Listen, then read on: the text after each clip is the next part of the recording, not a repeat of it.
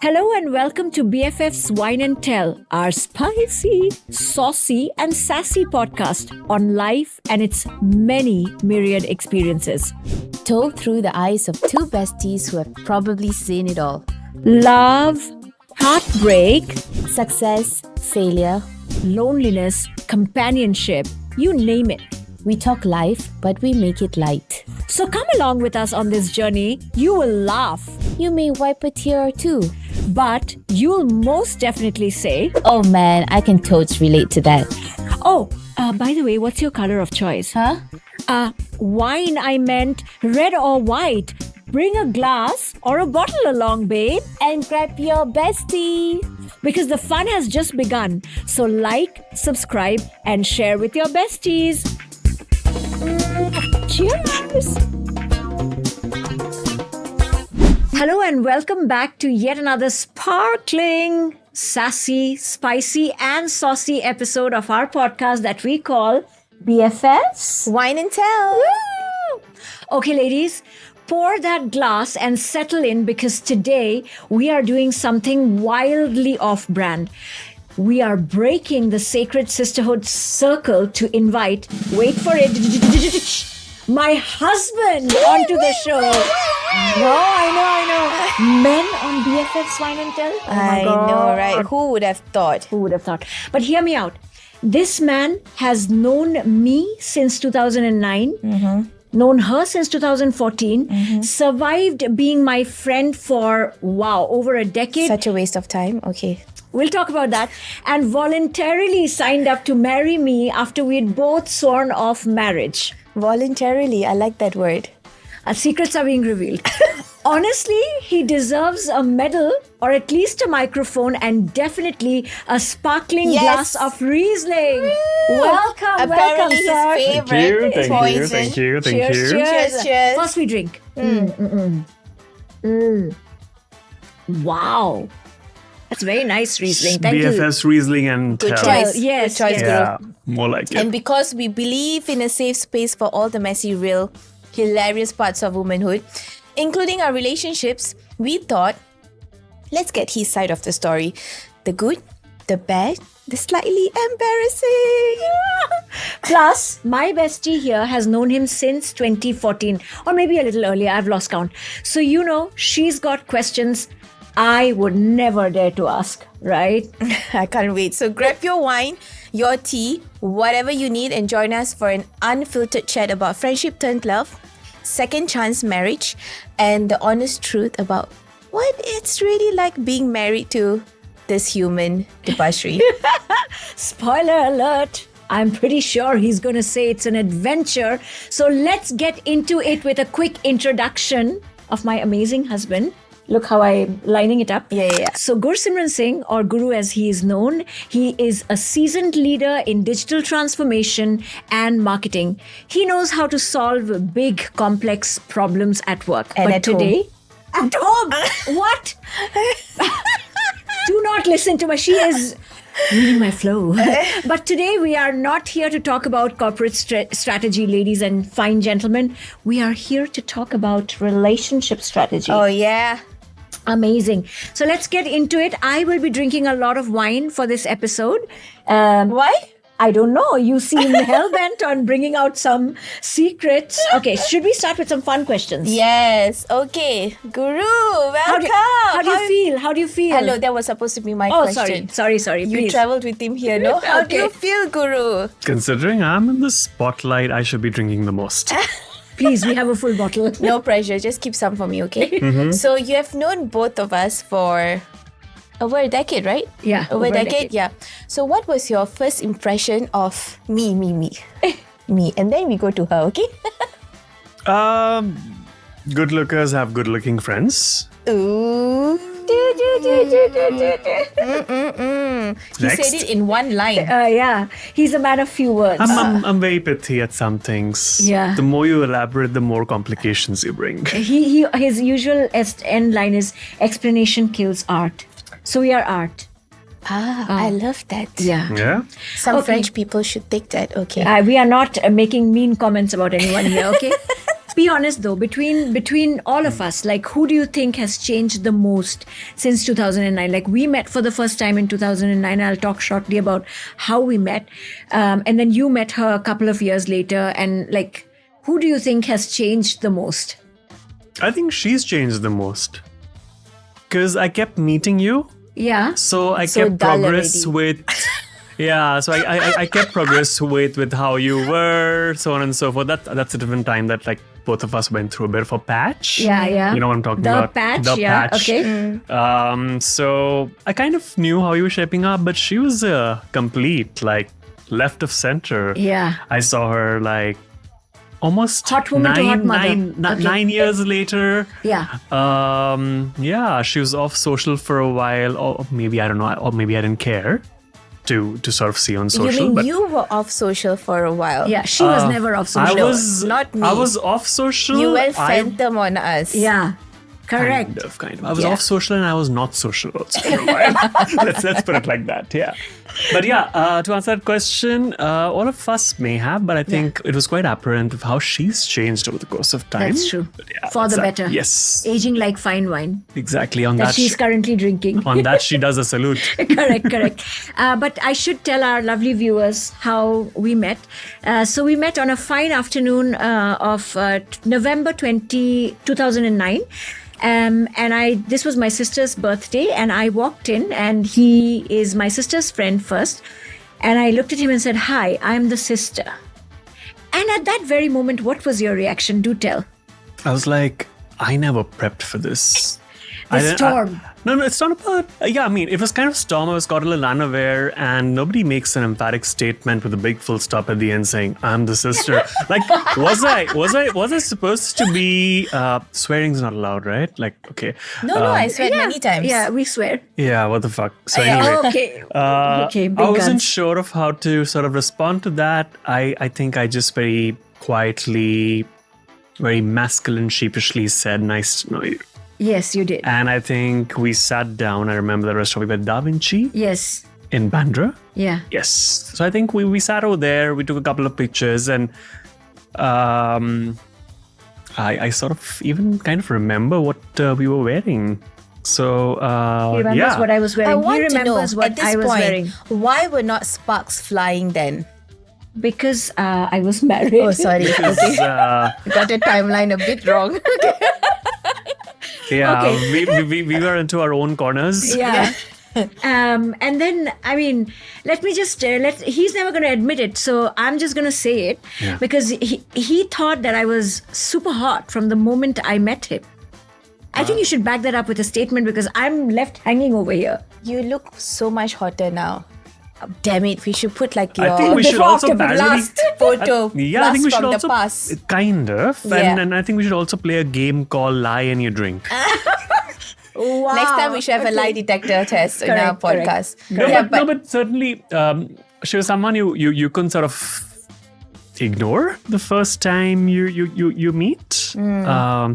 That's a different thing. That was not really the first time I was seeing her.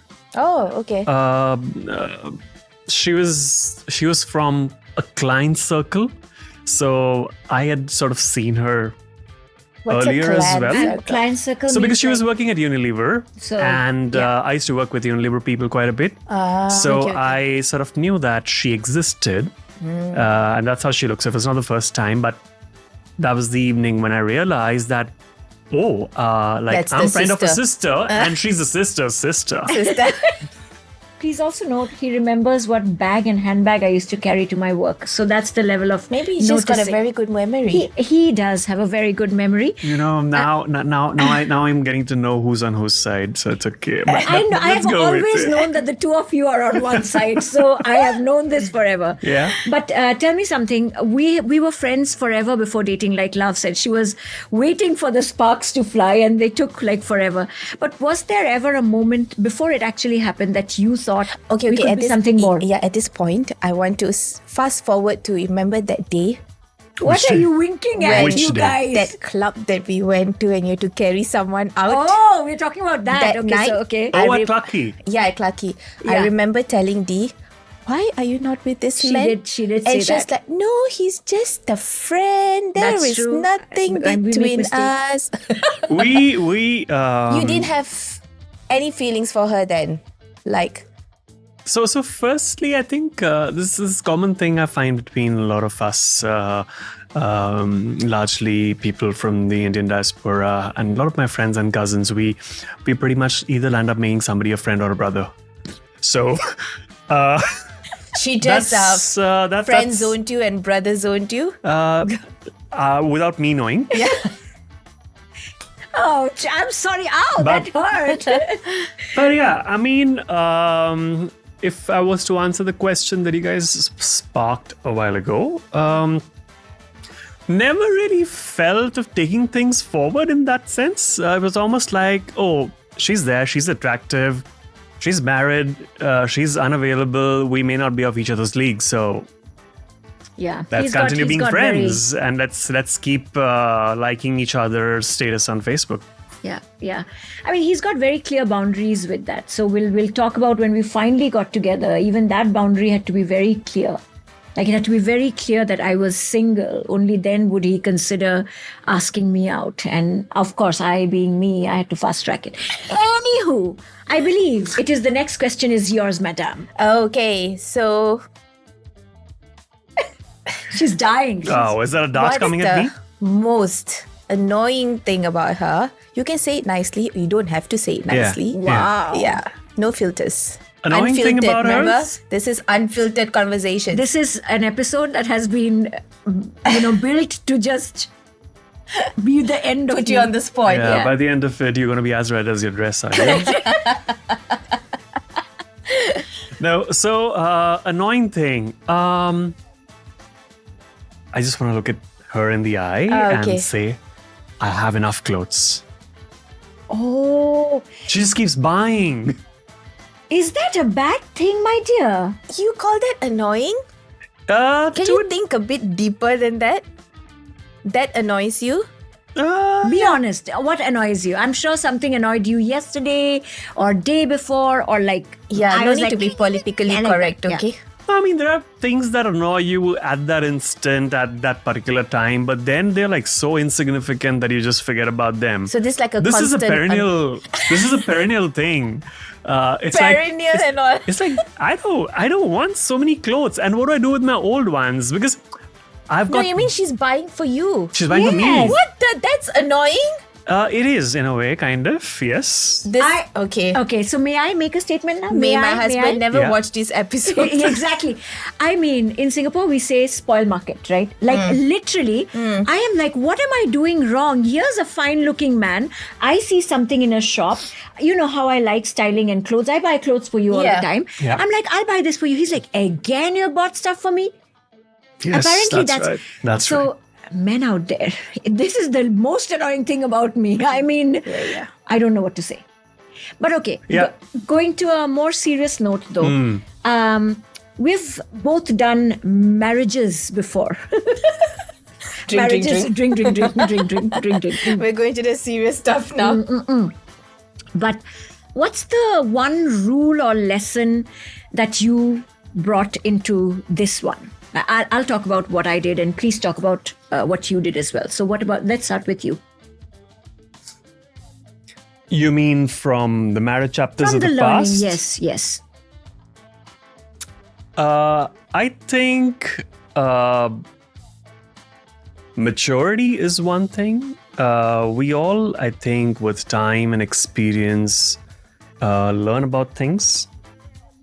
The maturity is how do we use it and when do we use it?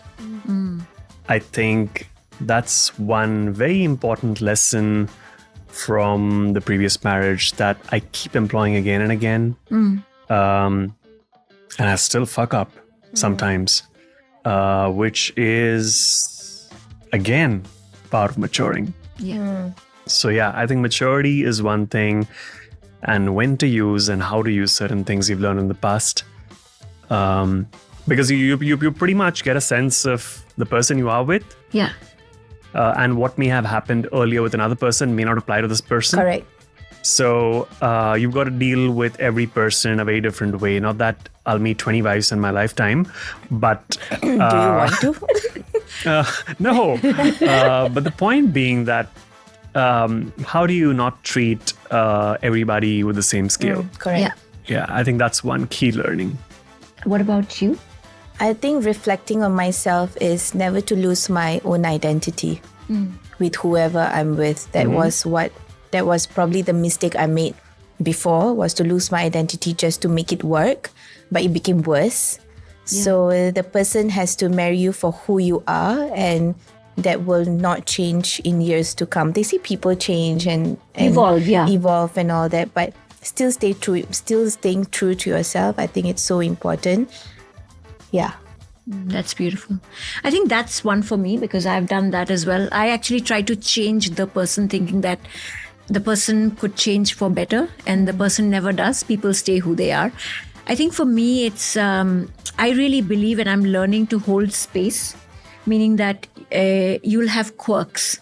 I need to hold space for that. I need to make space for that, and that may not come naturally to a person like me. I move fast, and in many things, that is not really the speed at which things might move in a relationship. So my impatience is what I try to work on. It's not easy, but because that's a part of who I am. Yeah, okay. She is mocking me, but okay, amazing. So. Question. Yes, we want to talk about relationships now, and I know you had a thing in mind. Burning question. So this podcast is all about how to handle strong, independent women like us, especially her. So, how do you handle it or her? Ooh, drink. Drink to not listen to this, or drink to digest it? Drink to digest. Both. So first of all, I hate putting societal tags. I think strong woman is a societal tag. When a woman or a man behave a certain way, they do it because something from within tells them to respond or react in a certain way, or handle a certain thing in a certain way. They don't operate from a mindset that I'm strong, so I have to do this. I think that's my biggest problem with tags like strong woman, strong man, dependable, so on and so forth. It's a set of things that you do, and it's the society around you that wants to put a tag to it and describe that behavior in a certain way, and they put that tag. So coming back to her, when you ask me how do I handle her, I handle the things that come as part of being husband of Dipashree thus. Okay, for example? Not as husband of a strong woman. Example? Because those things will make her distinct. Like for example, she just said a while ago, when you and I gave examples of what we don't repeat from our previous marriages, you said there's a certain individuality sort of you've held on to. I say there is a certain sort of yardstick I don't sort of apply to someone else because they're just different people in that sense. I think she said something which was about me and her, which is she holds space for me. Now, that's a trait that you would not traditionally put onto a woman in that way. Because of the way the conditioning of the society has been for a long time. It was always men had a certain thing, or men had a certain way to behave towards women, and it was all referenced to man. I think what's changing with time is that reference point is now becoming that of women also, because women are starting to demonstrate strong traits. And that's the first time I'm actually using the word strong in this conversation, and probably the last time I will.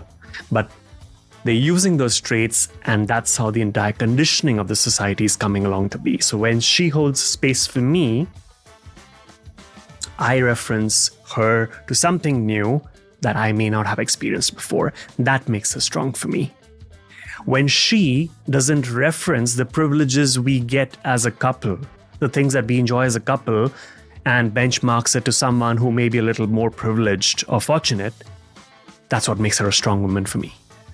So there are a few things that she exhibits over the course of time, not because she wants to succumb to the pressure of being a strong woman, but because she wants to be a woman of her kind, is what gets the society to tag her as a strong woman. Shall we end the podcast now? We've got all our answers. Shit. Okay, well, I mean, I don't even know what to ask. But It's like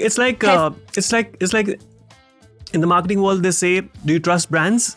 Yeah, you trust brands, but a brand never says trust me. Yeah. A brand does 1,000 small things because of which people start trusting that brand. yeah. It's a similar case. You do 1,000 things and then you're put in a frame called strong woman. Has any woman hurt you before? And in what way? And how Has did you anyone handle hurt it? me before? Can be emotionally, physically. Oh yeah. Do tell.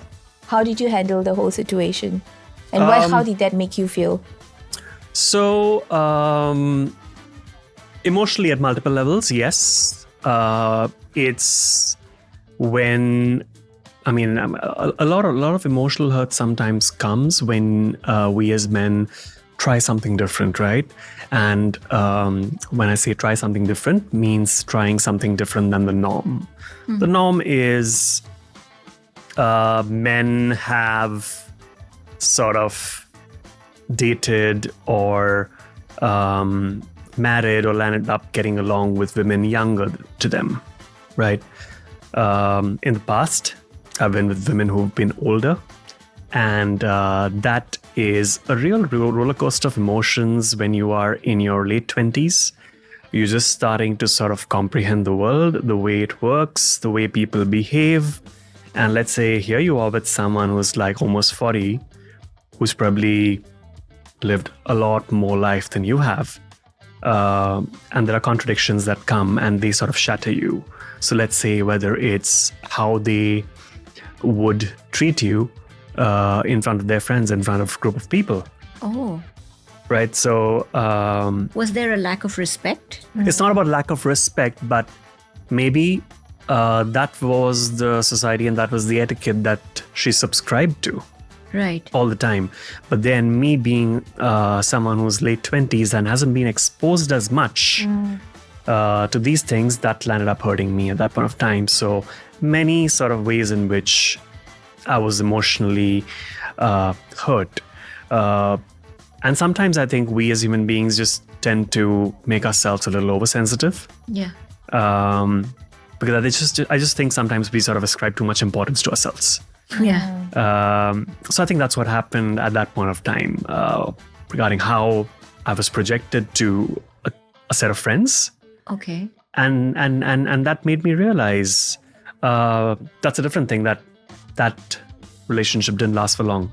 But tell me, does being friends before being married, I feel it really helps. Do you feel it helps? It did in my case, and Yeah. certainly does. I think what also helped is not about just being friends, but tagging ourselves to those times when we were at our lowest Yeah. and highest. Yeah. I think that really helps because you really sort of know the sort of bandwidth or the spectrum of emotions and incidents that person has been through. So let's say if I, at that point, didn't know what you were going through your marriages, Yeah. or if I didn't know what you felt like when your father was in the state in which before he just passed, Yeah. or if I didn't know what being able to sort of turn something at Netflix meant so much for you, I would have not known the spectrum of incidents and emotions that you've been tried through. Yeah. Given that this woman here is a very driven woman, her mind never stops. she has got like 60, 80 tabs open on her computer.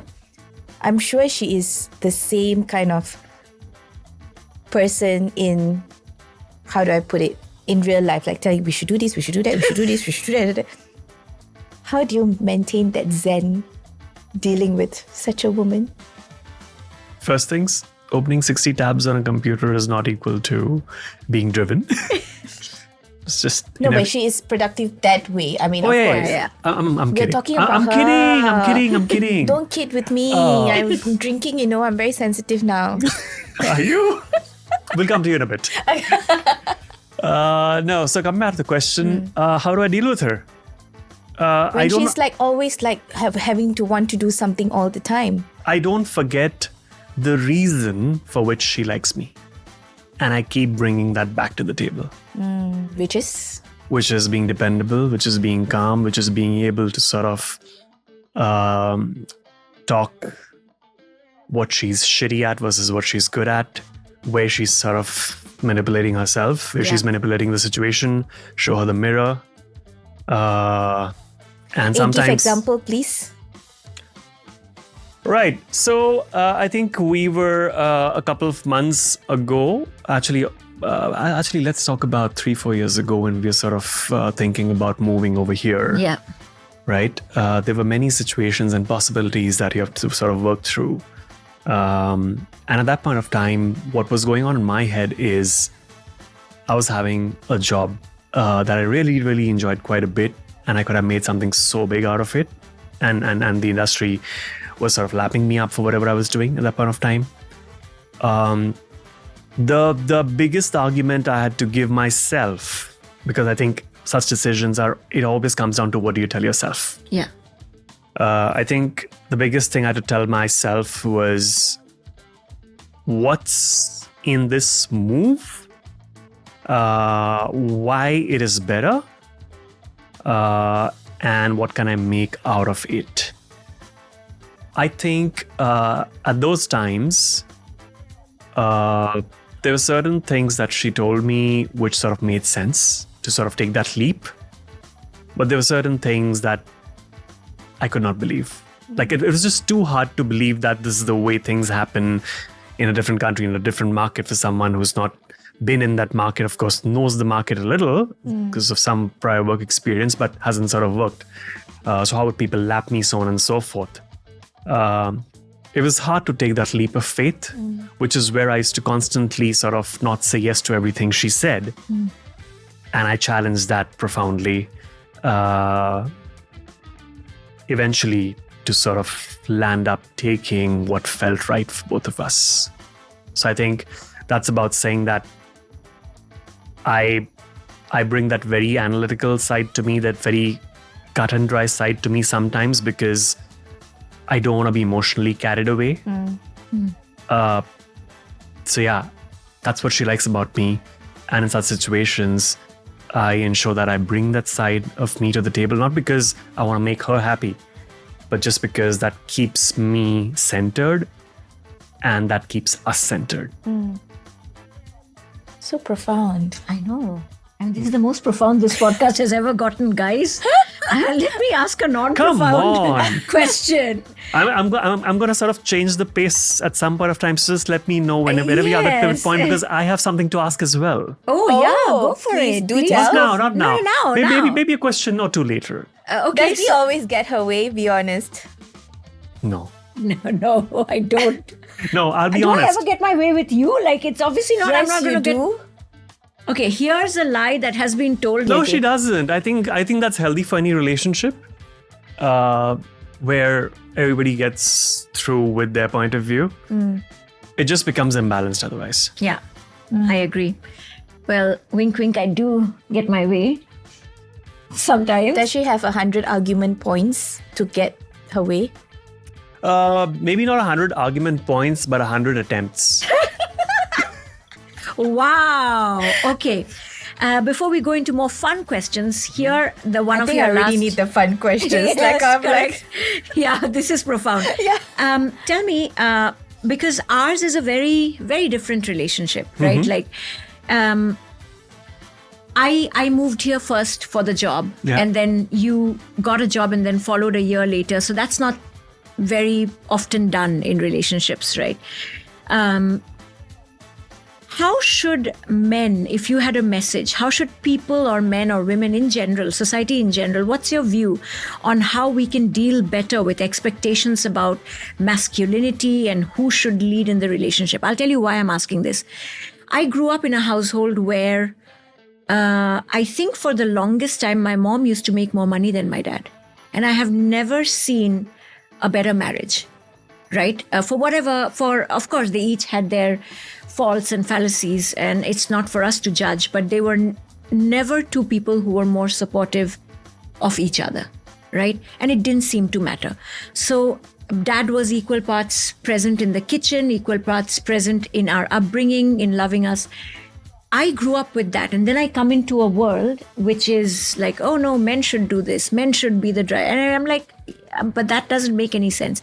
What are your views when it comes to, because we are not like that. You and I are not like that. So do you think the world is changing? I know you indicated that it was, but do you, amongst your friends, amongst your close peers, do you still think there is a need to be masculine and be the leader, or? I think again, I'll stay away from tags, but I have a different way to answer this question. I think there are two things very, very important for everybody to sort of maneuver through, not just a marriage or relationship, a family situation, but generally through life.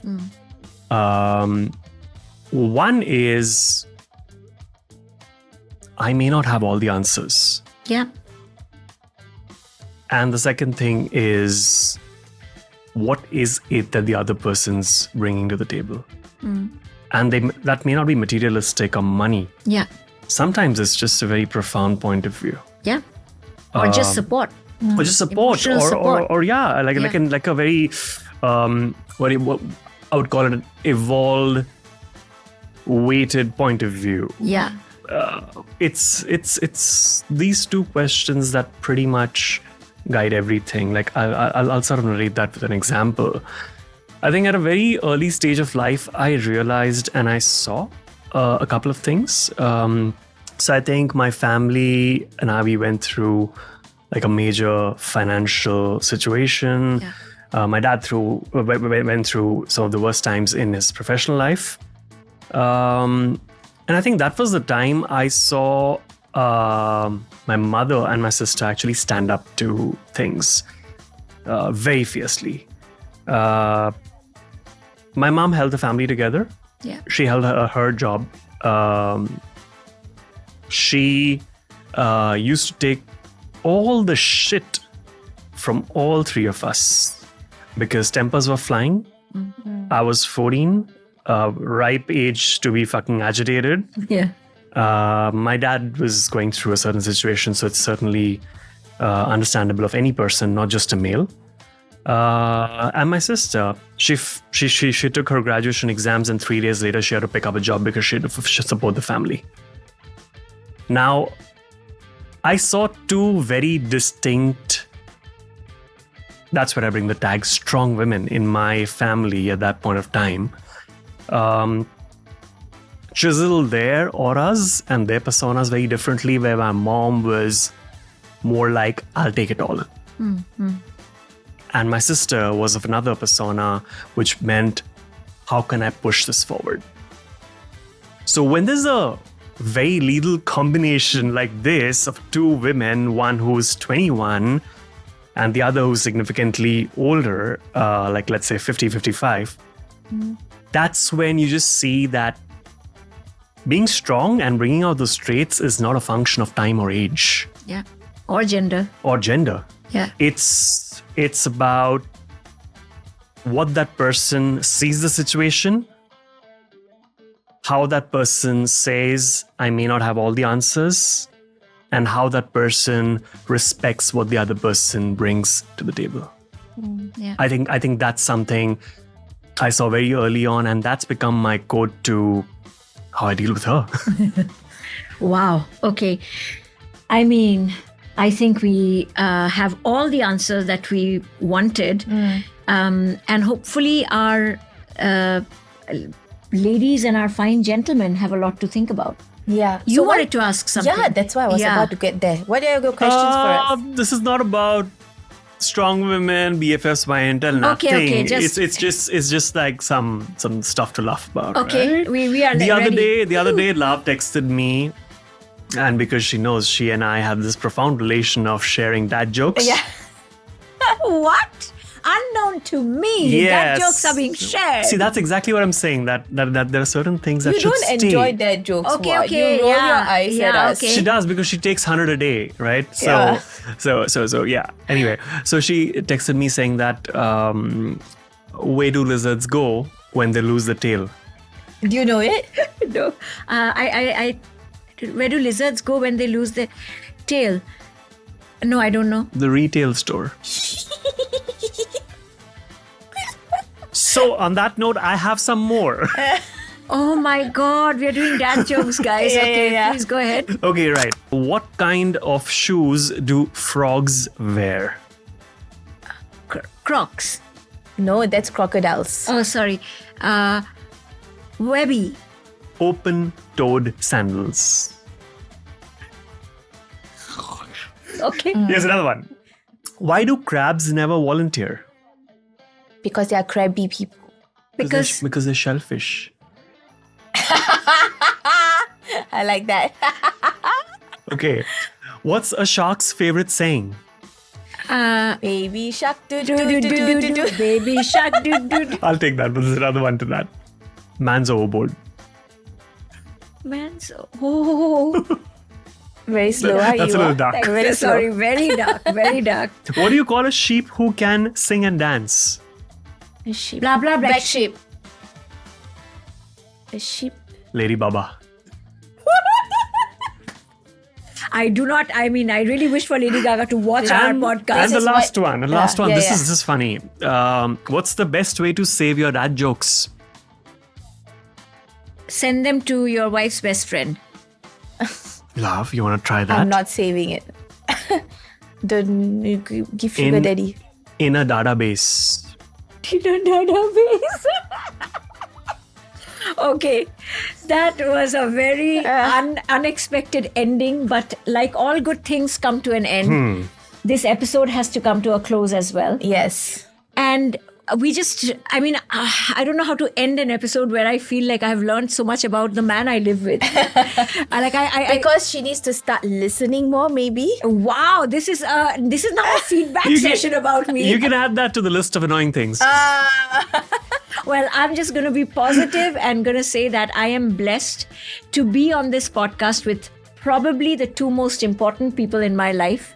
And like one friend said, and I'm going to end with this, one friend said, you can do anything as long as you have Lav and Guru by your side. And today I have Lav and Guru by my side. I am overwhelmed at the depth of what my husband, and I'm so proud to call him my husband, has spoken about. I'm overwhelmed that I get to do this, this bi-weekly podcast with my best friend. And I'm overwhelmed that I get to know these two people for so many years and hopefully for the rest of my life till I stay young. Is she going to cry? God knows. No. But thank you again for joining us in this episode. And thank you to the fine gentleman who I have the honor of calling my husband. Thank you for your time. Bravo. And I hope all men and women have learned something amazing about being in a relationship, any relationship, and making it meaningful. Oh, so nice. Love you both. This was a Christmas edition, right? No? Just because we are The wearing green and red. Yeah, Oh, fuck, please. that was a dad We joke are again. ending this That was a dad episode joke now. again. That was a dad joke. Okay. Okay, thank you. Okay. Bye.